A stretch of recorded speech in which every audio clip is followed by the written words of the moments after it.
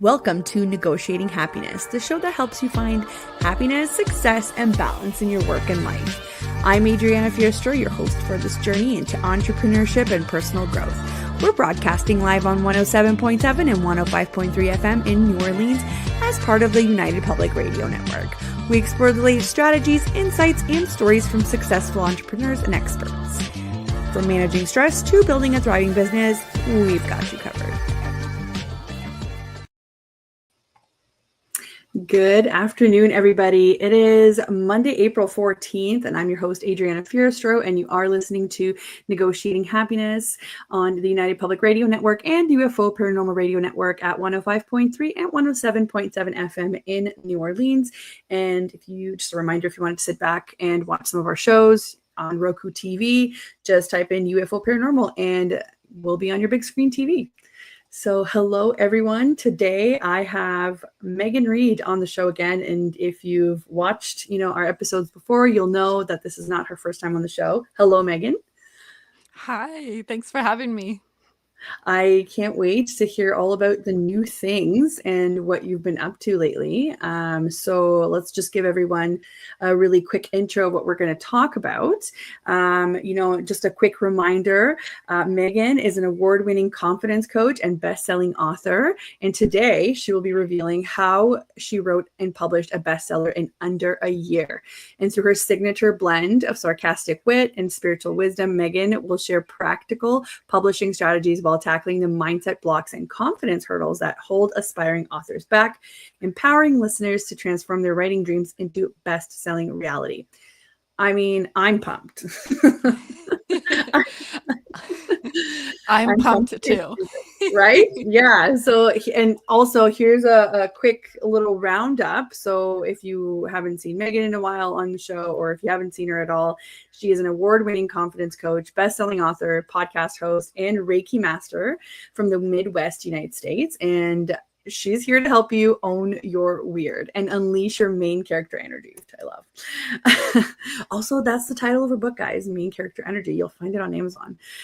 She's the founder of Creating Confidence Society, on a mission to help you discover the magic of who you truly are so you can ditch your inner critic, get out of your own way, and unapologetically achieve your wildest dreams. As a certified quantum life and success coach, neurolinguistic programming, NLP, practitioner, hypnotherapist, emotional freedom technique, EFT practitioner, and Reiki master, Megan takes a heart-centered approach to helping her clients heal subconsciously so they can release what's holding them back, overcome imposter syndrome, let go of people-pleasing, and embody their most confident self, the one who goes after everything they've ever wanted. She's the sarcastic, spiritual, Frankie to your grace, no BS, self-love cheerleader you've been looking for. So this is definitely another episode you don't want to miss. How's it going, Megan?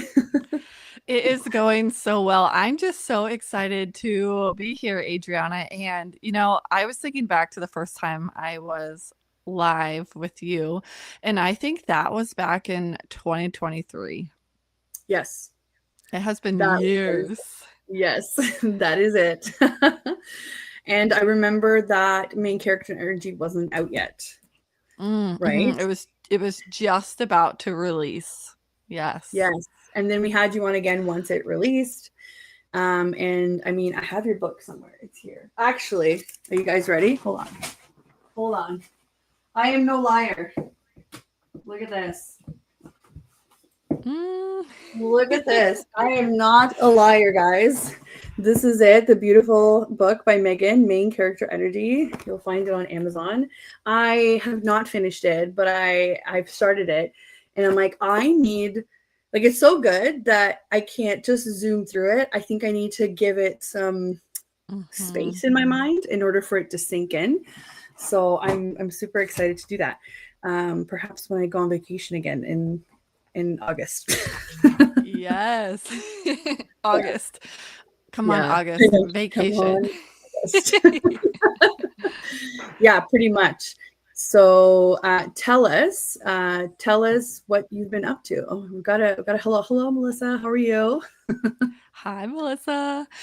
So what have I been up to since we spoke last? Okay, well, since then, I now have a 3-year-old I am pregnant with my second. We're having a boy this time, and I have Ooh. really just leaned into my calling. I'm working on books number 2 and books number 3, and I now, one thing I've really noticed is most of my clients have a book on their heart. And so I have really leaned into that, and I just launched a mastermind to help people write and publish their books in less than a year. And we just got started, and it is so much fun. And so that's kind of what I'm up to lately. I've been hosting retreats, I've been working with clients, and just having so much fun in between that, you know, in my backyard garden with our chickens and planting everything since the last frost has passed. And I'm in my sourdough era as well. So that's I kind love of that. where I've been in the last few years. I'm just so excited to be here now with you. Amazing. Do you want to tell everybody a little bit about how you got started on this entrepreneurship journey? Just kind of like a snippet so that everybody understands the beginnings. I Mm, love the beginnings because mhm. it shows us how much we've come, how far we've come, I should say. Yes. Well, I will go back far, but take you through quickly. And so I actually went to college, to university for graphic design and business. And outside of college, I went through a number of jobs that didn't feel aligned and ended up designing greeting cards for Hallmark cards. Like your stereotypical, like I was designing Father's Day cards and Christmas cards and all the things. And I loved that. I probably would have stayed there in that job forever.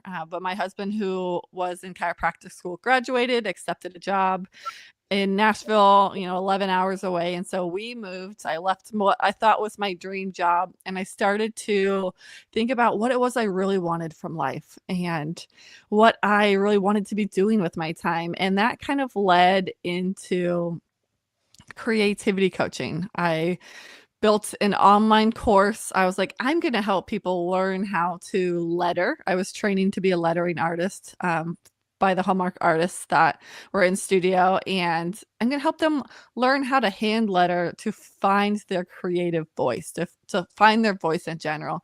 And so I created that. I launched that. It went so well. And I realized I didn't actually care about lettering that much, but I really loved helping people find their voice. And so I was just constantly following these little paths of breadcrumbs in my business. And I was like, oh, okay, I learned something. I don't care about the lettering. So I kind of just set that part down, and I was like, let's lean into creativity coaching, which then kind of leaned into helping creatives build confidence, because I found that's what they were lacking most.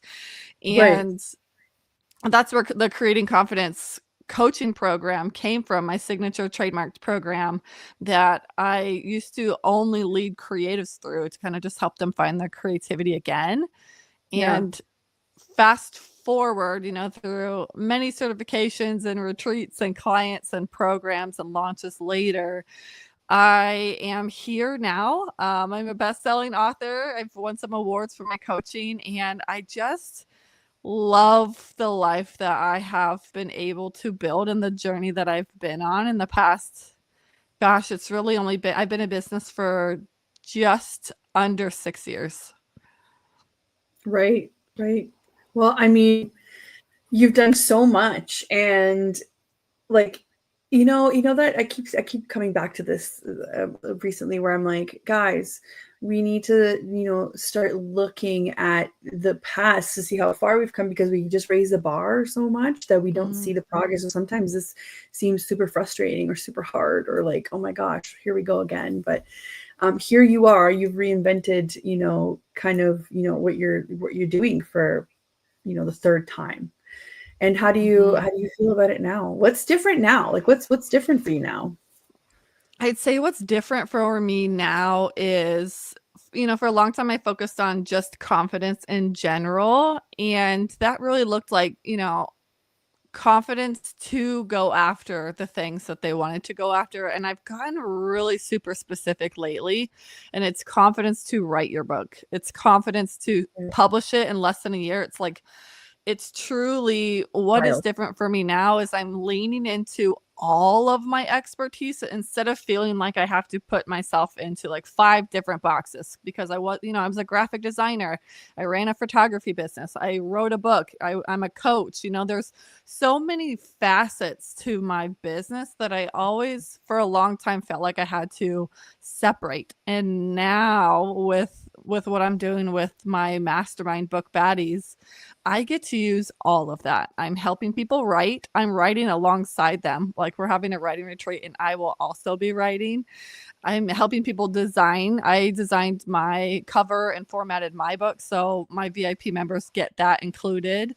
I'm hosting retreats with them. We're going on writing retreats. I'm getting to use my photography. We're having photo shoots. So what's different now and what feels so good and so aligned in my business is I'm getting to use all of the things that once brought me joy, instead of feeling like I had to set something down to pursue like one path. Right. How did you find, so now obviously you've gone through the process and you're helping other people do it, which is amazing. I've looked into the process myself too. And if you can't dedicate the time, or if you don't have the expertise, it's very daunting to, kind of go there, like hurdles, right? Like step 1 through 10 before you even see a copy of your book out, probably more. But what was it like for you going through the process the first time? It was overwhelming the first time, right?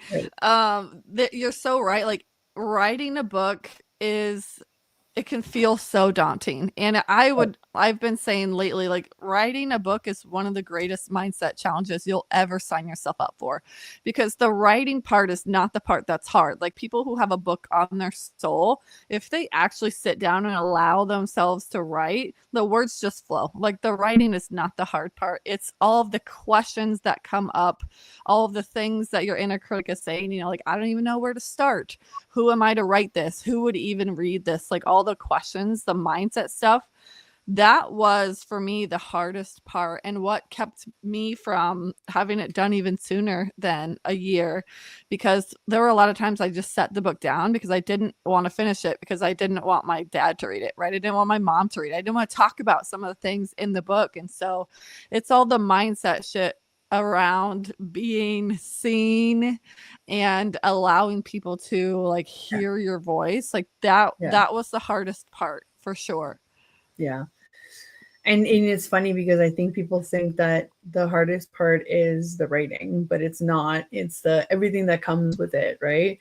Because typically you have a good idea that spurred kind of this project for you anyway, right? So the writing is there. It's just waiting to be uncovered. It's everything else that's kind of like holding it back. It's very interesting. Yeah.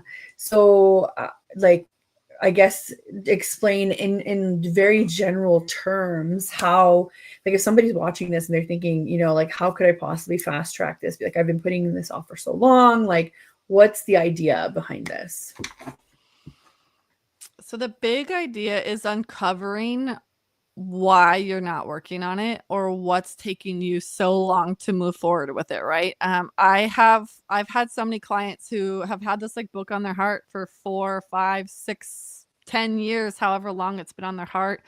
And so the first thing we do together is unpack like what is actually holding them back from it. Like, where is that resistance? What is the belief there? What story are they telling themselves? Because there's almost always something so much deeper than I'm too busy to write a book, right? That's just the excuse people use. And people say, oh, I have writer's block. Like, I don't also believe in writer's block. I believe in mindset blocks. I believe in limiting beliefs. Like, there's a lot of reasons why you're not writing, but it's not a writer's block. Right. So it's something else. But it's funny because it's been given to us as like a catch-all sort of explanation. So then we just lean into it instead of being like, oh, I just need some time to pass. And you're like, no, you need to actually figure out what this is. Yes. Yeah. Right. Yeah. And that's the power of having a coach. Like, if you have a book on your heart and a book on your soul, but for whatever reason you're not working on it, and you've made a lot of like really good and really logical excuses, like you can't prioritize it right now, you're really busy right now, all these things. Like life is never going to get easier and calmer, right? When you decide to write a book, it fits into the cracks where it needs to fit in, right? Right. Yeah, Melissa says getting past the roadblock, have to face the main reason. Yeah. You've got to get around whatever it is that's stopping you. Mm-hmm. For sure. And I guess if people aren't too familiar, right? Like I'm sure that the clients that you work with understand the heart-centered approach that you have, but if people aren't really familiar with that, like how would you describe that? Because to some people, getting around the roadblock is like a foreign language, right? So how would you be able to ease somebody that's not in that mindset to be like, this is what it actually means? Right. I think to understand heart-centered, we have to take a look at like someone who's head-centered and like the logical brain as well, right? Because your logical brain doesn't want you to write a book.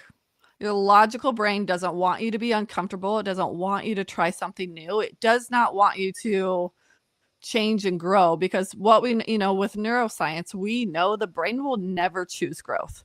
The brain will do anything to stay exactly how it is. And so that's why when we can get out of our heads and just sink into our bodies, sink into our hearts, and feel into what is the truth for us, what is most important to us, what our soul is calling us to do, that's when the magic happens. And something that I said recently that just really hit is like, if we can let our brain and our heart write, our books would be done already. Yeah. Right. It's that logical, it's the head center that really keeps us from accessing everything that's in our heart and everything that we already have like at our disposal inside of us. Right. So it's taking that extra step and kind of really being like, why is this important to me, and why do I need to push through it? But you're right, people don't like to be uncomfortable. So it's, and especially if you're one of those people, I think the only good part about being always head centered is I think that maybe we realize quicker that we need help in terms of coaching or like an editor or whatever it is in the process, right?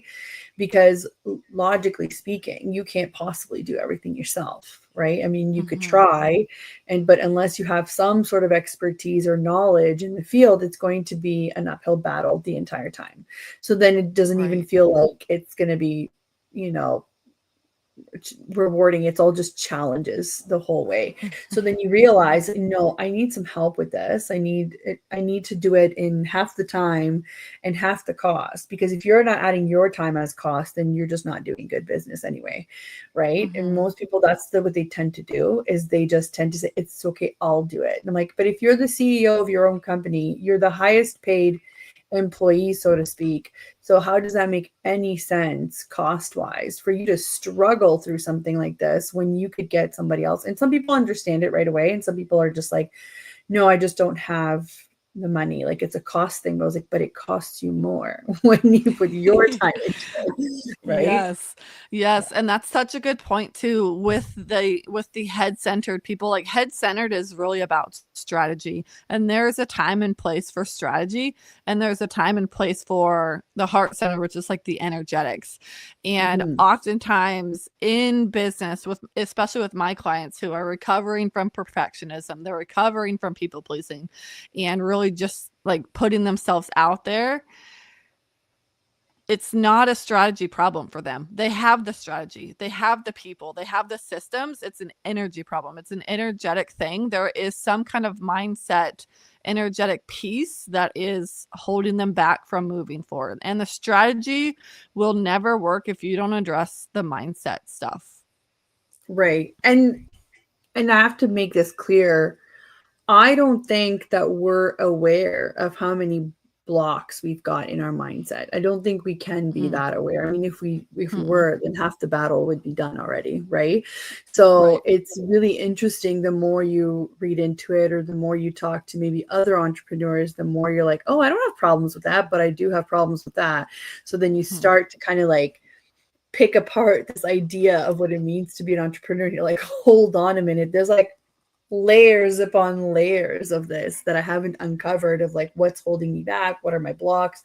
I find that a lot of people have blocks around like money, about making money, right? And they self-sabotage. It's the same with success. Sometimes you let imposter syndrome just completely take over and you forget about everything else. So then you create this like block in your head about like, no, I can't possibly do that, right? Yeah, I don't deserve to be there. Like, I don't deserve to be a bestseller. Who would ever read my book, right? Like all of those mindset blocks. You're right. Most people don't even know they have those thoughts until they're reflected back to them. Yeah, 100%. And that's where I'm saying asking for help is such a big, like, you know, eye opener, to be like, oh, I didn't realize that I was speaking like that. Or even how you talk about your project to people, that also affects you, because then you tend to put too much pressure on how the person responds to it. So like, I'm writing a book, and same thing, I feel like I've told maybe 2 people, and I've been kind of like scared to you know, to talk about it. But then I'm like, wait, like, why am I putting so much weight onto what these 2 people are thinking? Not that I don't value them, I do, but it's the way that I'm talking about it that is already presenting the idea in a certain way. So it's already like biased, right? It's already coming out with my own blocks out of it without even realizing. So they can only judge what I'm putting out, right?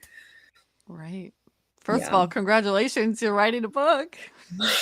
I am. It's about operations. Nothing super fun, but you know, fun for me. If it's fun for you, it will be fun for many people like you. Right. Exactly. So yeah, we're not there yet, but we're on the way. I love it. Congratulations. Thank you. Yeah. So it's actually really great timing too that we're talking. It's so funny how it all just kind of comes together. And for the woo in me, for the woo community, it's funny because it came out, it was more like a, keep getting all these signs. Maybe I should do something about all these signs, right? And that's how like that idea came about. But then once I looked at the materials, like, oh, the book is here. I just have to, you know, put it out there. So, yeah, you have to allow yourself to write it. And you have to tell people about it without saying, oh, it's not super fun. Because that's just you projecting. I know. That's exactly what I know.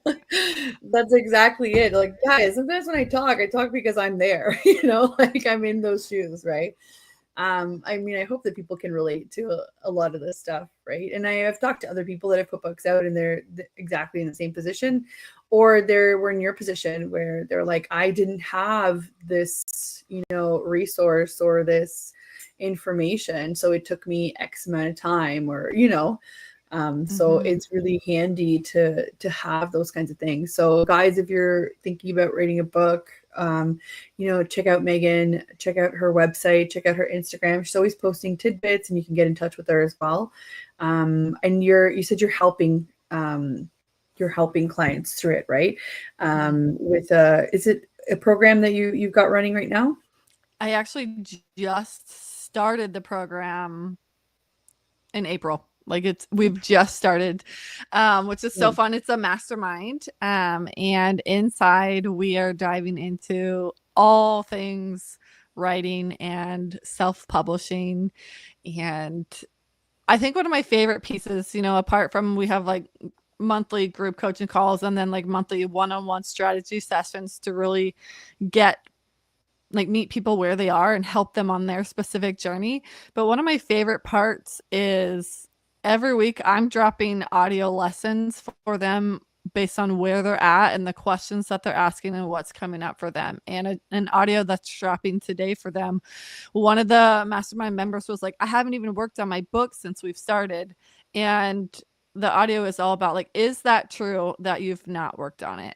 Because if we can truly, once you decide to write a book, everything that you're doing in your life is informing that book, right? Like sometimes you have to let the ideas simmer and let the ideas download and let everything just noodle while it's coming together. Like you have to create that space. You have to go rest. You have to go play. You have to go do things that are filling your cup. And that's when the energy to write and channel your message is going to come so effortlessly for you. And so that's the audio that's dropping today. Is like, it's not true that you're not working on your book, because you are always working on your book. Maybe you're not always writing actively. Right. Which makes sense. Yeah. And I guess in this whole process that you've gone through, what are some of the like most common challenges, I guess? Like what do you keep hearing over and over for people? Well, the first question that I usually get is like, where do I even start? And my response back to that is always, well, where is your energy at right now? Like, what is exciting you the most right now? What is downloading for you? Maybe that is your outline and that's where you start. Or maybe this like one chapter, like you're like, oh, I've got ideas for this. Like that's wherever your energy is flowing is where you should follow it, because there's no wrong way to write a book, right? Like there are a lot of book coaches out there who will be like, first you have to outline it, then you have to do this, and then you have to do that, right? There's so many steps they require you to do. And my approach is a lot different than that. And it leans more into where's your energy and how can we leverage that to help you get your book done faster. Because what doesn't work that I've seen for entrepreneurs is putting ourselves in this box where somebody says you have to write for 30 minutes every day and then your book will get done. Like, absolutely not. You can do that. That is an option if that lights you up. And in my experience, those 30-minute blocks that people make for themselves, they ignore them. They don't even do it, right? They're like, I didn't do it. Oh, well. Guilty. Yeah. Guilty. Right. So we have to work with your energy. Like writing is such a feminine energy, creative thing, right? And to put such a masculine 30 minutes a day time block on it just does not align, especially for female entrepreneurs. It depends where you are in your cycle. There's so many factors that affect whether or not you have the energy for a certain piece. And so I don't force anyone in any of my clients to like create such a rigid plan for themselves, because it just sets them up for failure, like in burnout. And I tried that. I tried the 30 minutes a day, and it took me about 2 weeks to be like, no, this does not work for me. This writing is shit. Right. Sorry for cussing. No, that's okay. And okay. you know, it's okay. There's a study out there that says people that usually cuss are the most honest ones generally. Oh, okay, good. I've been like censoring my language. My book is full of cuss words, and that's actually, when you were sharing, Adriana, your book, and you said it's about, operations. It's not very fun. That was like your disclaimer. It's not very fun. My disclaimer is it's full of cuss words. Like if you like cussing, you'll love it. If you don't, like, you're gonna hate it. Yeah. No, that's so funny. I mean, we can do the little words, we just can't do the big words on air, right? Right. And I wanted to. There's a part in here actually in your book on page 71, and you wrote this thing where it's kind of like, we've heard it so many times, but until you let it sink in, it doesn't really like mean anything. And it says there's no such thing as the perfect time to do anything. If there was, we'd all have found it by now. Mm-hmm. Right? And you like, how many times have you thought this about a project, about a book, about like starting a business, about whatever? And it's like, there's no such thing as perfect time. And people do that a lot too when they want to have kids. It's like, it's just not the right time. I was like, it's never going to be the right time.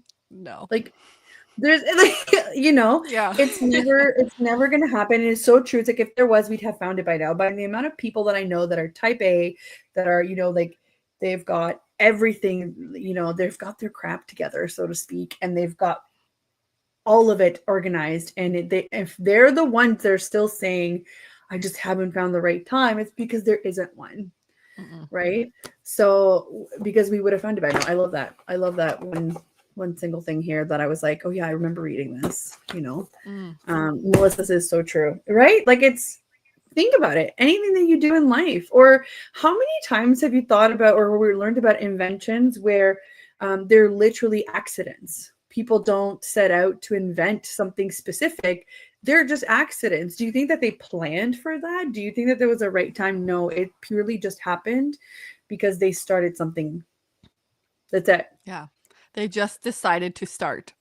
Yeah.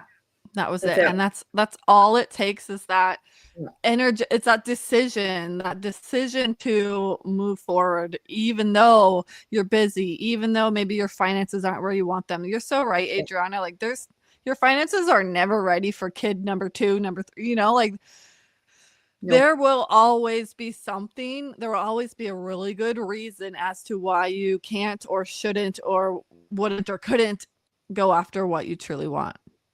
So I think that's you I have to think that's the decide. universe. Yeah, I think that's the universe's way of making us like that is free will, because if you didn't have the opposite, right, you couldn't make a decision because it's almost like it's already been made for you. But these decisions are not made for you, really. And I mean, don't get me wrong, there are situations where you make decisions and people criticize your decisions because they don't understand what options you have, because they don't see that part of it, and that's totally okay. But when it's something like this, when something creative, when it's something where you just need to take the plunge, it's like, what are you waiting for, right? When Mm-hmm. is there isn't a good time. We would have, like, somebody would have found it by now. Somebody would have found the formula and sold it for $1 million by now, but it doesn't exist. Yes. It just Yes. doesn't exist. It doesn't. And that's one thing that's really resonated, with my clients and with the people who have already enrolled in Book Baddies. What is like, you could be either holding your book in your hands a year from now or wishing you would have started your book already a year from now. And you can apply that to anything in your business. Like you could be, launching your next program a year, like right now. You could be enjoying the fruits of your program, or you could be wishing you would have launched it already. Why not now? Right. Why not you, and why not now? Which part of the process do you find that is the most time consuming? I would say the editing process is time consuming, because not only, so here's kind of a little rundown of how writing and publishing a book looks, if you're curious. So and this is not all of this has to be in this order, but this is the order that it's coming out of my brain right now, right? So you have your outline, right? You write, and then you self-edit, like you go back through and you read and you add things, you change things, you delete things that feel weird, right? And then when you're done self-editing, this is where I recommend having peer editors, having some people really close to you that you value their opinion, they understand the work that you're doing. They read your rough first draft.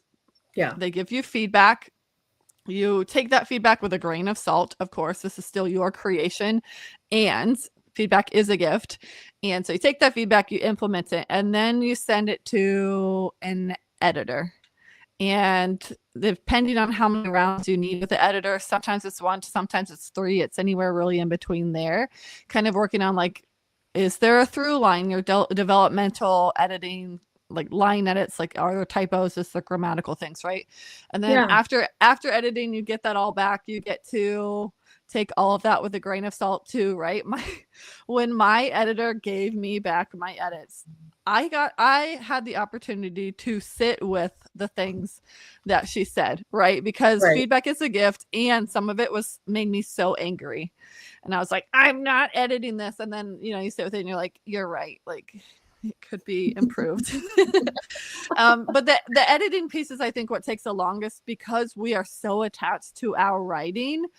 To get feedback on it feels so vulnerable. It's so exposing. It's somebody like purposefully critiquing our soul on paper or digitally, wherever it is, right? And so that is the part where a lot of people get kind of caught up. Like maybe they've wrote the whole first draft. They're like, oh, I'm already done with my manuscript, right? Like, okay, but now what? Like, what are you going to do with that? Because I've seen that process take way longer than it should. One of my clients who came to me, and we, in a VIP day, just kind of unpacked everything for her. She had been editing her book for 6 months and hadn't even gotten it to an editor. And that takes, a few weeks at least, right? Depending on what's on their plate and how quickly they edit. And that's just one round of editing, right? And so editing really is the part that can take the longest, especially if you let it, because that's where a lot of new mindset stuff comes up. Like you'll tackle the mindset stuff while you're writing, and then you'll tackle like new mindset stuff while you're editing.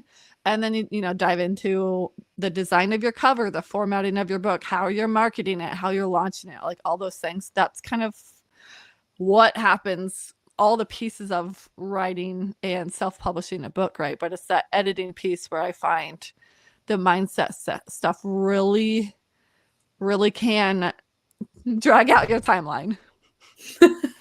Right. So if you are thinking of doing that, maybe keep that in mind. So it's not just the writing part. I think people are just scared of the writing part for the most part. Oh, we got a question, Mel.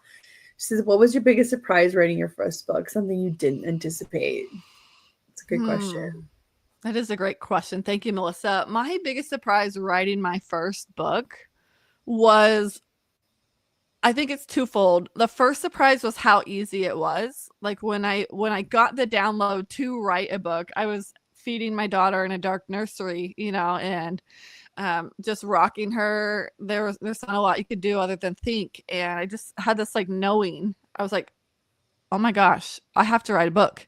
And I have to call it main character energy. Like I just had this knowing. And then I panicked because I was like, oh no, somebody else is going to write this first and publish it before I get mine out. And then I'll be not unoriginal, right? Like there was mindset stuff that came up immediately. But it was surprising how easily the next weekend, the entire outline downloaded for me when I was at a spa weekend for a bachelorette party. I was sitting inside I was just like naked in a sweaty sauna, and you're forced. Love that. It's forced quiet time, right? And so I was just thinking, and then all of a sudden I was getting like chapter titles and what the lesson of that chapter was and what story I was going to tell to support that. And I was like, oh my gosh, I need to write this down. And so I'm like wrapping up in a robe, and I'm just like barefoot running through this like elegant spa. And I go, I'm begging the front desk people. I'm like, do you have a pen or some paper? And they had a pen, but the only paper they had was like some cut up scraps from their trash can. I was like, give me that. That will work.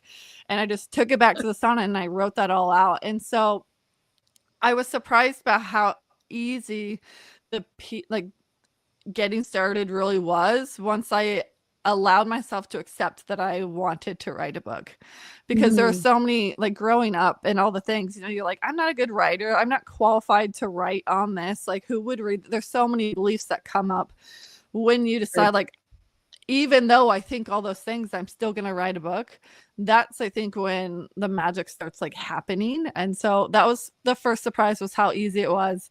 And the second surprise that I didn't really anticipate was how hard I was going to be on myself throughout the entire process. Like I wasn't writing fast enough. I wasn't working on it often enough. Like there were so many pieces to it. And in hindsight, like how hilarious, right? Like it was out in less than a year, but the whole time it felt like a project that I was never going to finish. It felt like there was no light at the end of the tunnel. Like I just never. It took me a long time to believe that I could actually finish it, even though I was on track the entire time, right? I was mean to myself. I did not know it would be such a mindset game. Like I, on a writing retreat one weekend, took my glass of wine out into the cold air just to like scream, because it was like day 2 and I'd removed more words than I'd written, like. So I was surprised how easy it was, and I was surprised at how hard it was. No, but I think you kind of hit the nail on the head there, where if you allow yourself to have those quiet moments, or if you allow yourself to have that break, you would be surprised how well or how cooperative your brain is. I get that sometimes. So same thing, actually, I don't know what it is about a sauna. I think it makes me want to like go into like meditation mode, but I also get the best ideas in a sauna, and I can't have my phone in there. And I'm like, what? I'm gonna forget everything. Like how, and I do forget everything. And then I go, it's fine. I'll just have another sauna session. But like I haven't gone to the gym in a while, so that's the problem, right? Because that's where I go. I usually like have a workout, and then I go, feel great. Now I go in the sauna, and I'm like, okay, now is Zen. Especially if no one's in there, it's great. That's also when my brain just kind of goes, it would be a great idea. So it's funny, but when I'm not allowing or giving myself that time, my brain is like, nope, not happening, because I'm overloading it with everything else. So it's almost that, like, how do you make time, but you need to make time, but also how do you give yourself the break because you need the break, but also how do you stay on top of everything, right? That's Right. mindset that you're talking about, but it happens to me too, for sure. For sure. And then Melissa says, I love that story. We need to listen to our brain when it gives us what we ask for it. And even if it's not the best timing, it's true. Yeah. Yeah, 100%. Thank you, Melissa. And Adriana, take a journal in the sauna with you, my girl. I know. I'm going to have to now. Because then now I'm thinking, hey, I'm not the only one that gets those like brilliant ideas in the sauna. Or even just, I love just being outside at night. It's so quiet. It's so peaceful. I really love that. And I love going camping. I hate bugs, but I love going camping because of the whole, like, starry night. It's super quiet. I can turn my phone off. I can just be in nature. And I think that's where my brain like really thrives. It's almost like a battery charger. Like you just recharge the entire time when you're out in nature. And not everybody's like that. Like sometimes, working out for them, that's their recharge. For me, it's just being out there. So that's a great story, Megan. And I can totally relate. You're just like, I'm just grabbing my wine and going outside to scream for a minute because there's nothing else in here. Yes, I needed a reset, and that was outside time, but mostly just shouting into the void of darkness with a glass of wine in my slippers. Yeah, no, I mean, that sounds great. Before we go on, because time is flying over here because we're having so much fun. If you guys are just tuning in, you're listening to Negotiating Happiness, and I'm here today with Megan Reed, and we're talking about fast tracking your publishing success. And you are on the United Public Radio Network and UFO Paranormal Radio Network at 105.3 and 107.7 FM in New Orleans. If you guys are just tuning in and need to watch the rest or the beginning of the episode, we are streaming across platforms, Facebook, LinkedIn, YouTube, Twitch, I think, as well. Plus, you'll find us everywhere that podcasts live as well, even though you might not be on 105.3 and 107.7 in New Orleans. And Megan, we were just kind of going through some questions about, the most surprising things about the process, what took the longest. What are some of the things that, what are some of the milestones that, so since now that you've done it a couple times, what are some of the milestones that kind of indicate like, oh my gosh, or that you have to tell people, it's like, you don't understand how monumental this point is in this process. You need to enjoy it. You need to celebrate it. Like, what are some of those like tidbits to look forward to? I would say the first like big milestone that people really overlook is the decision to write the book. Like you just saying to the world, like, I'm writing a book and telling somebody about it. Like, that's such a huge milestone. That's so big, because think about how many people in the world have a book on their soul and they die with that book on their soul. Yeah. Right. They never write the book because because of all the stuff that comes up on why they shouldn't. Right. Right. And so the big first milestone is celebrating the fact that you're going to write a book. Right. And you've decided to write a book. And after that, there's milestones like everything in your book writing process is a chance to celebrate a milestone publicly. It's a chance to market. It's a chance to launch and warm your audience up for that, right? So you finish your outline. That's a milestone. You finish this chapter. You hit this word count, like whatever it is. Every like milestone that you hit, everything that you accomplish within your book is an opportunity for you to publicly launch, publicly warm, right? And that's something that we're doing inside the mastermind too, is just a reminder of all these things that you're doing are things that you get to share with your audience. Yeah. because what won't sell your book is keeping it to yourself. Right. And so, Adriana, you've told 2 people. you just told the whole world on live radio. So amazing. But really, there's so many milestones, right? Like you finish your first draft, you finish your first round of self-editing, you got your peer edits back, you just sent it to your editor, you just got notes from your editor, your cover is done. Like all of those things are milestones. Like everything in you can have a milestone with your book every day if you want to, right? When you're like, oh, I wrote 5,000 words today, that's a milestone. Like basically everything that you're doing is a milestone in a journey worth celebrating. Right. It's so funny how we're so focused on other people's validation that we don't put in place these, success trackers for ourselves, because no one's going to know when I'm done my 5,000 page or whatever, your 5,000 words, sorry. Right. But if we're relying on someone else and you're saying, oh, my editor said that this is good to go, like, woo, huge milestone. And it is, but it's because you're relying on somebody else's validation. Right? You're not setting those things up for yourself. And sometimes people think that it's maybe overkill. I think it's fuel for the fire. So if that fire is, constructive, not destructive, like you need fuel for that fire to keep you going. And if this is what's going to do it, like that's easy, Yeah.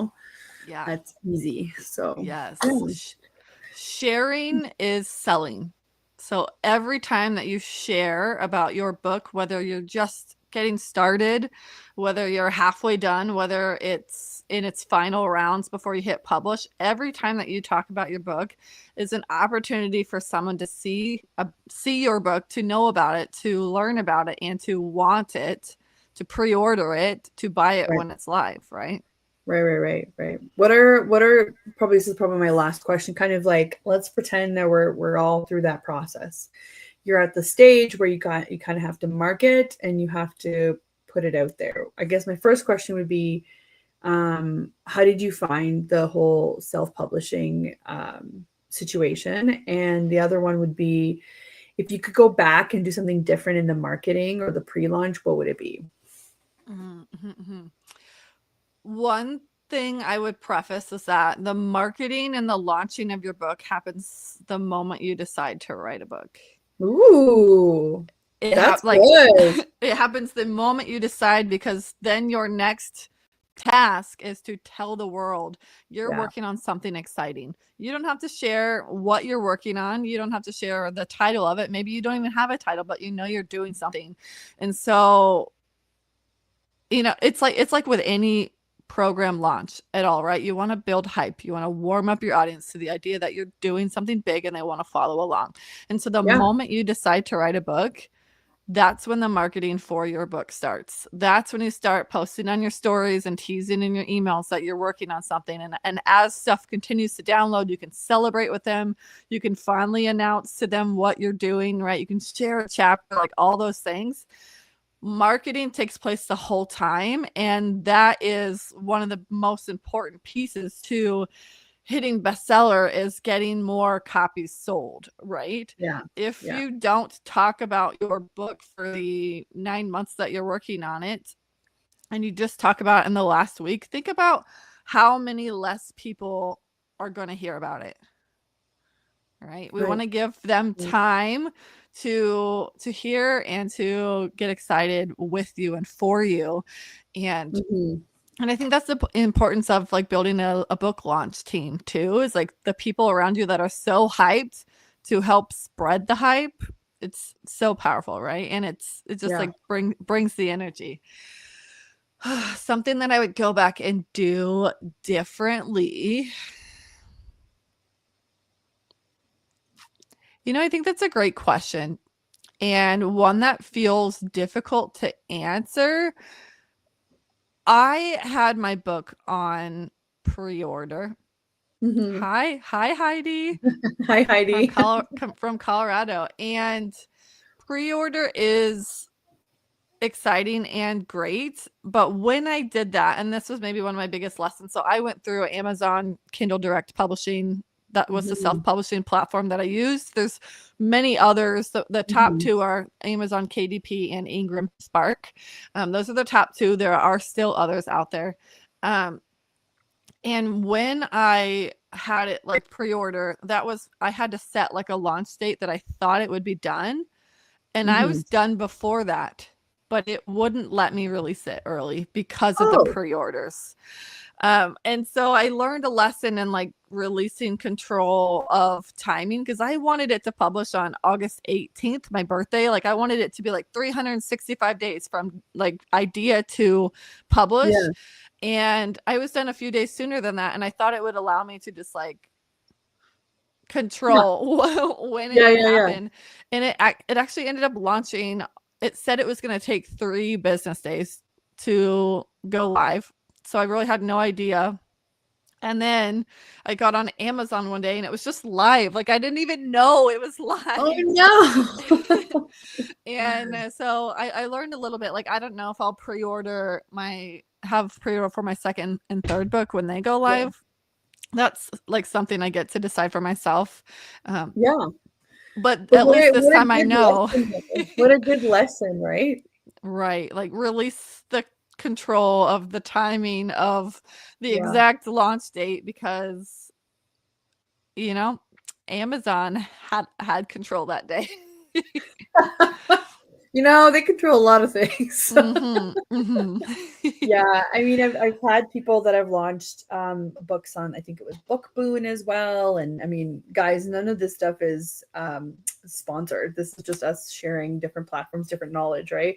But I mean, hit us up if you need the sponsorship. There's Bookboon, there's other ones. It depends if you just want to make it available on like digital, if you want the paper copies, or it just depends on what you want to do with it. And I just remember going, I want to say that it was early January. I went with a client and a friend to a speaking event, and basically it was to draw in more crowds that wanted to become speakers. And the whole premise of it too is, you need a book. You need a book to do those things. And I never thought about it that way, but I guess it makes sense. You need to have like a work, works behind you to kind of say, this is where it's all kind of stemming from. But this is a great opportunity too, to diversify, to share with the world what you have to share. It's not always about business. Like sometimes people that are very highly structured environments choose to go with the heart-centered approach and release a book about something completely different, like not in their industry, and that's okay. That's like their creative outlet. There's no rules. I feel like once you're an entrepreneur, you have to realize that there are no rules. You get to make your own rules.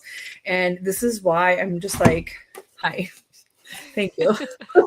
There are no rules, right? With this There's no rules. Yeah. There's no rules. And for those of you just tuning in, this is what it's called. It's great. I love it. I haven't finished it yet, but so far I love it. But we have just before we go here, we have a question from Heidi. She says, I have a friend that's using self-publishing on Amazon. She's always telling me I need to write a book. Were you satisfied with Amazon? Heidi, I was satisfied with Amazon. And if someone's telling you that you need to write a book, first the question is, do you want to write a book? And if the answer is yes, then 100% you need to write a book. If you don't want to write a book, you don't have to, right? Nobody will make you. And I was satisfied with Amazon. It has been helpful for sure. I love the fact that I don't have to house any stock. Like literally it's print on demand. So, Adriana orders the book, Amazon prints it and ships it to her. I don't have to do anything. I just get royalties. Right. I make about, for full transparency, I make about $5 per copy sold, and I get to decide that number. Like I got to price my book. I got to decide the percentage that I got. All of that, you have a lot of control, while at the same time you don't, right? Yeah. That's amazing. That's awesome. Thank you for the transparency. This is why I love connecting with like-minded entrepreneurs, because I keep getting this comment actually from other people. I've been doing a lot more in-person networking, and I keep getting comments saying, it's like, oh wow, like you're so open. There's not a lot of people that are willing to talk about it. I was like, but what does that foster, like that Mhm. fosters a culture of like we're not even learning from each other at that point, right? So Right, right. it's really I I am anti gatekeeper, and that's one of the reasons I made the Book Baddies Mastermind, is because so many people had so many questions because they weren't getting answers on the internet. They weren't getting answers from other coaches. And I'm like, let me give you the information. Like, please, yeah, I've been through this process. I know the behind the scenes, the stuff that comes up. And so, like, I just love to be a person that spreads knowledge. Yeah, Heidi's a seeker of knowledge. Like, yes, I love to be that person. And I love what you said earlier, Adriana. I don't want to let it slip away before I address it.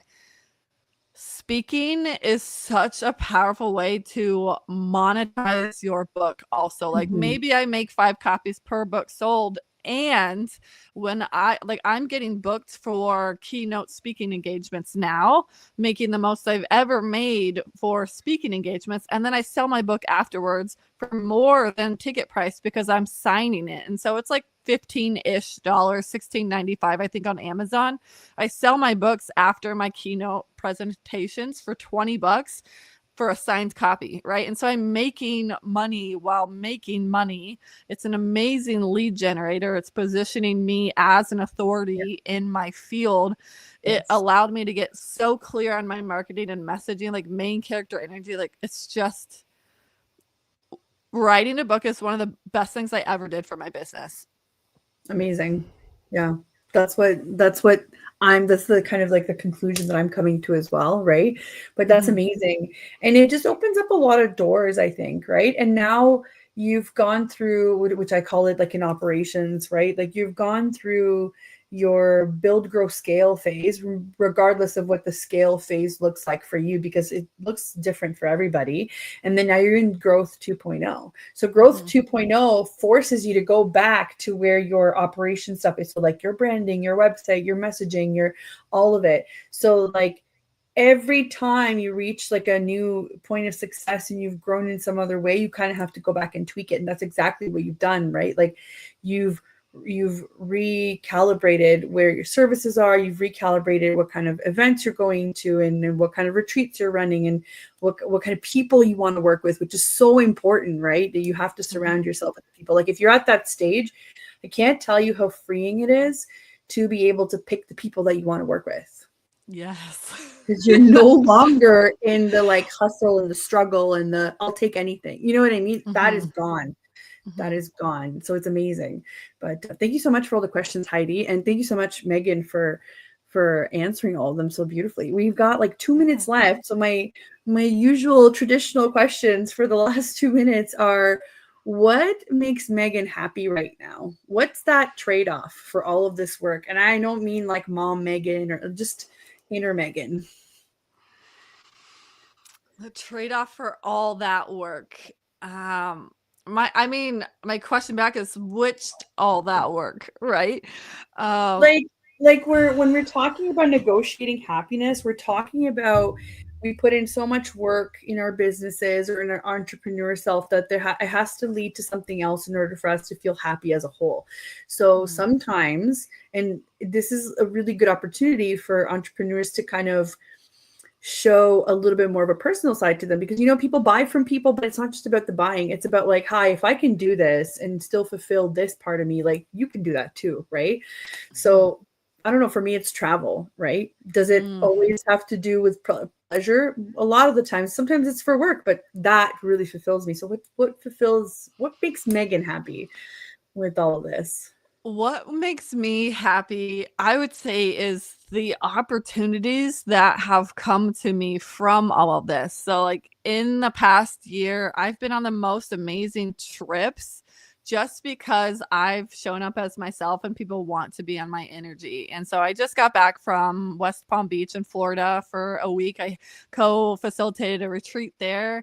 Last fall, I got to go to the Galapagos Islands with a group. I got to go to Sedona. I got to go to Costa Rica. I've gotten to travel the world just because I've shown up and followed those breadcrumbs of alignment for myself. And that's Yeah. what like makes me really happy is these like hell yes opportunities, you know, that it's on my vision board. And that it just says like heck yes opportunities, right? That's amazing. And just I get to travel and feel luxurious, and then I get to come home and dig in my garden and collect eggs from the chickens, and I feel so grounded and expansive at the same time. Like we have big dreams. Like my husband and I, we want to have land and a homestead, and we're farming in our backyard neighborhood garden right now, and we're making the most of it, and it feels so magical. And I would say that's what makes me so happy is I get to decide how I want to feel and what I want to do each day. That's amazing. That's freedom. The Mm-hmm. decision. That's freedom, really. Well, thank you so much. We are out of time. As per usual, we had a great time, so we didn't even know that time was flying. Thank you, everybody in the comments. Heidi, Melissa, everybody that tuned in. And we will see you next week. Megan, you need to come back, of course, whenever you're ready, because we'd love to hear more. Yeah. Thanks for having me. Thank you. Have a good one, everybody.